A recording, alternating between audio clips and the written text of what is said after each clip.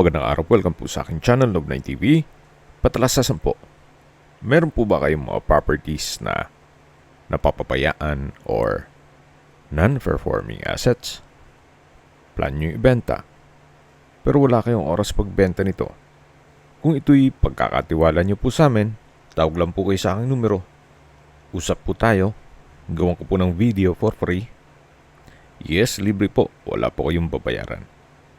Tutulungan pa namin kayong mabenta ang inyong property. Kami na po bala sa marketing, sa boosting or paid ads. Even sa tripping, hindi na po kayo mapapagod sa pag-entertain ng mga buyers. Kami na po bala sa lahat. Tawag lang po kayo.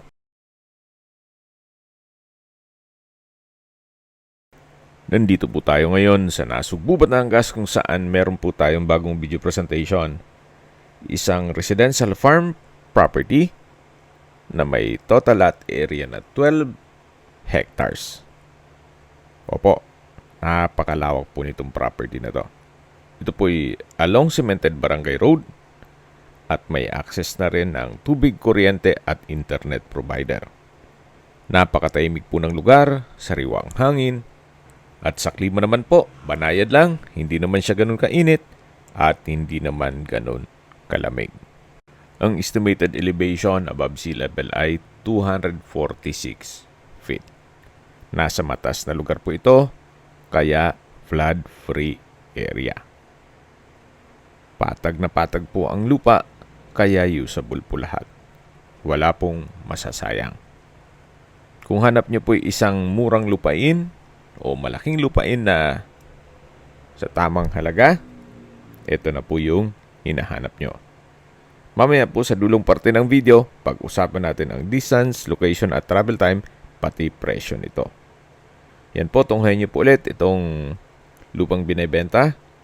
Hindi lang tayo makapunta dun sa dulo, gawa ng medyo mataas po ang damo. Upon tripping, pwede naman po nating ikutan yan lahat. At habang pinagmamasdan niyo po itong kapaligiran, pag-usapan na natin ang distance, location at travel time. Mula po sa National Highway, ang distance is 1.5 kilometers at ang travel time is 5 minutes. Opo, napakalapit lang po nito sa highway. Kaya accessible din po ito ng public transportation. Mula naman sa Walter Mart, Nasugbu, ang distance is 10.3 kilometers at ang travel time is 16 minutes.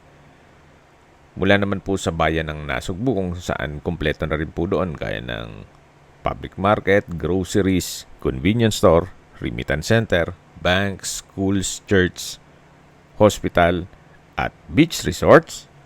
Ang distance is 11.8 kilometers at ang travel time is 20 minutes. Yan po yung lagi kong binabanggit sa inyo na dapat nyo i-consider sa paghanap ng property, yung meron pong malapit na hospital. Hindi ko naman po sinasabing sakitin kayo. Yan naman po for emergency purpose lang naman.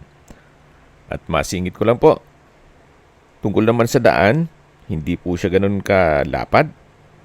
Kaya please manage your expectation once na nag-set tayo ng tripping. Okay, balik tayo sa distance, location at travel time.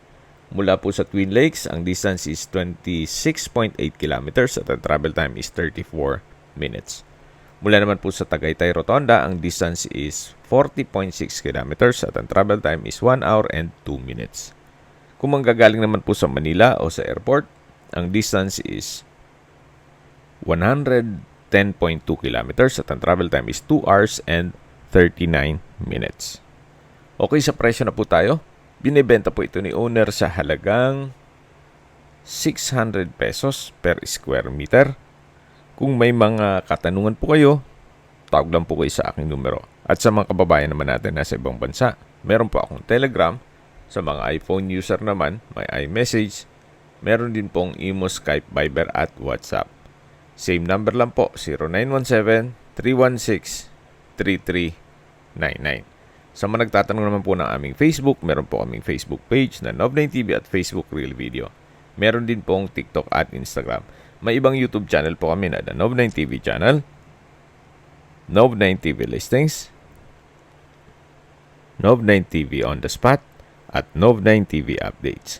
Sana po naibigan nyo ang video presentation. Paki-like and subscribe na lang po sa aking channel para ma-update din po kayo sa aking future listings. Kung sakali po hanap nyo yung mas malaking sukat na lupa, meron din po kami ibang listings na pwede nyong pagpilian.